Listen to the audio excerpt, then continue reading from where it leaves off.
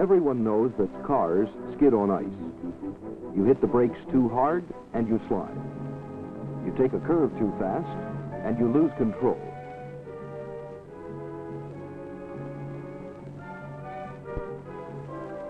Cars are more liable to skid on wet pavement than dry. Everybody knows that too. But what most drivers do not know is that with water on the pavement, a car can behave just the same as on ice. And it can happen to the car that you drive, as well as to the test cars that you will see in this film. When you drive too fast, you lose control. You can't steer or brake. The car gets away from you, and a skidding car is dangerous.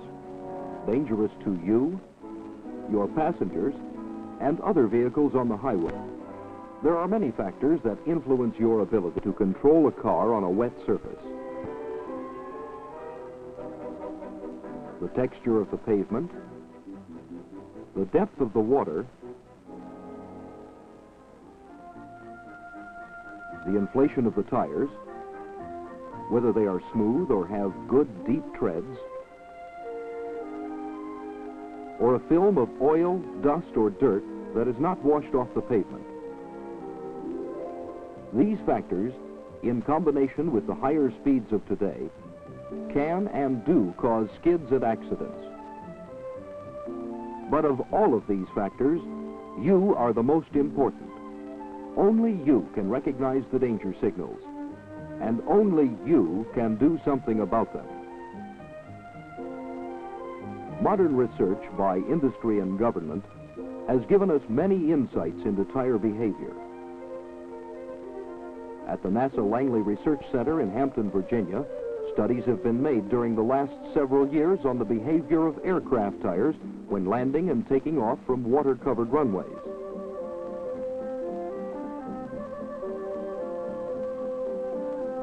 Actual test films show what happens. The wheels reach speed on dry pavement, but when they hit the flooded surface, they begin to slow down because the tires are actually lifted up off the pavement and are riding on top of the water. This causes the wheels to spin down, and they may even come to a complete stop.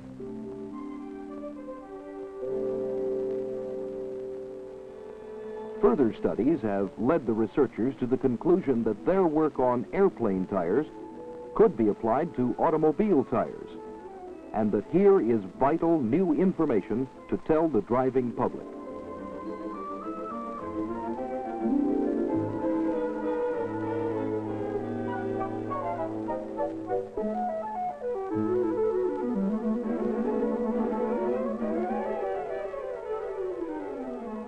Tire behavior was studied by photographing the moving tire through a glass plate installed in the runway. Slow motion films show the tire at a speed of 25 miles per hour in 1/2 inch of water. Here, as we look at the footprint of the tire against the glass, we can see that only part of the tire is in contact.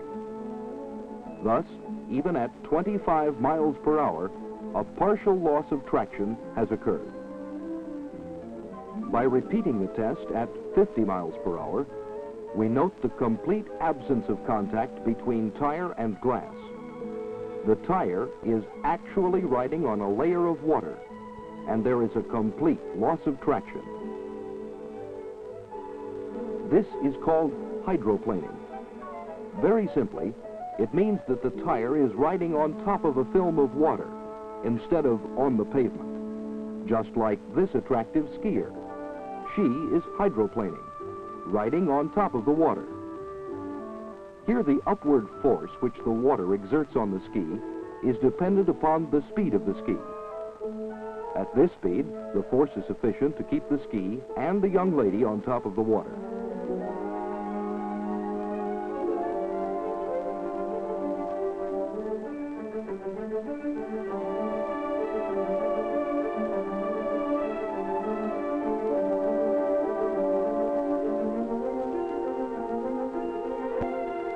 As the speed is reduced,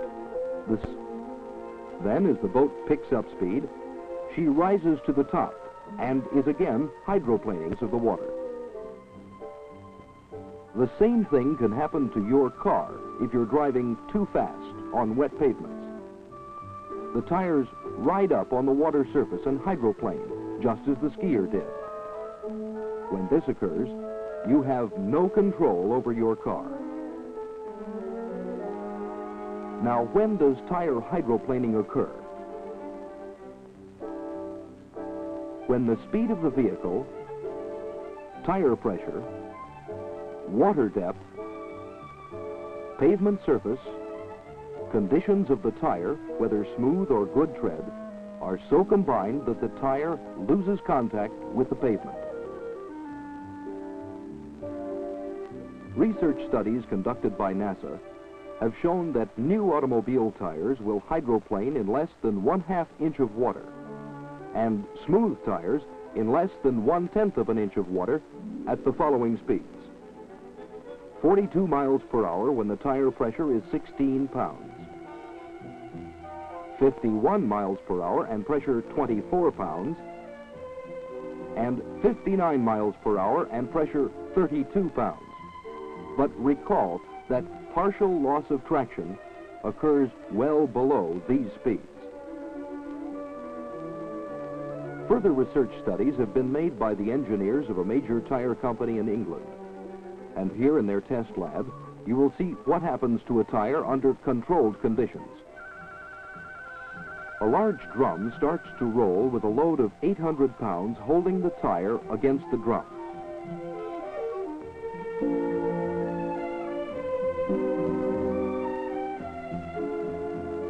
Then a stream of water is sprayed between the tire and the drum to simulate moderately wet highway conditions.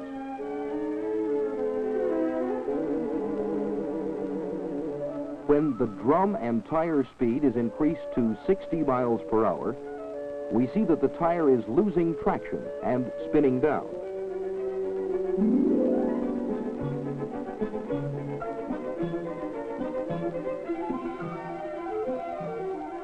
The tire finally comes to rest, and the technician can rotate it back and forth with his hand despite the 800-pound load. A wedge of water is penetrated completely under the tire so that it is no longer in contact with the drum. The National Aeronautics and Space Administration and the Bureau of Public Roads of the Department of Commerce conducted demonstrations to show what happens to vehicle braking and steering when the pavement is wet. A special area was prepared, and tires just like you drive, varying from smooth to good deep treads, were used in the test. While it looks deeper, the test surface water depth averaged less than 1/10 of an inch. It was demonstrated repeatedly that on this moderately wet, smooth surface, cars equipped with tires having good deep treads did stop in shorter distances than cars equipped with smooth tires. At 20 miles per hour, good tires, 40 feet. Smooth tires, 65 feet.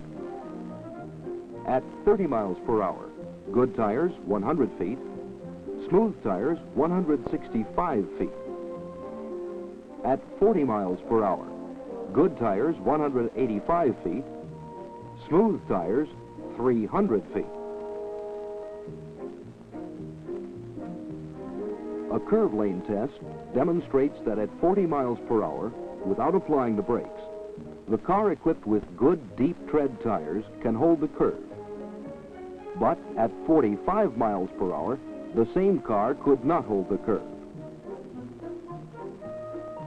Thus, loss of traction experienced on wet pavements below hydroplaning speeds can result in serious braking and steering losses.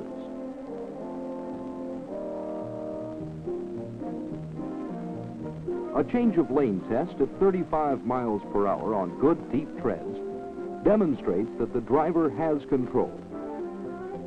But when the test is repeated on smooth tires, the driver cannot make the lane change at this speed and spins out of control. Thus, under these moderately wet conditions, the advantages of good deep treads are obvious. However, if the water depth or speed were increased, Loss of traction would have occurred even with new tires. As a further demonstration that automobile tires do lose traction and hydroplane in the range of normal driving speeds, speedometers were connected to the front wheels of the test car, and the tires on the right were driven in deeper water than those on the left. Upon entering the deeper water at 60 miles per hour, the right front speedometer shows a spin down to 20 miles per hour, indicating that the right tire is hydroplaning. That's the story, and you play the most important part. When pavements are wet, slow down. Loss of traction and hydroplaning can and does occur well below legal speed limits.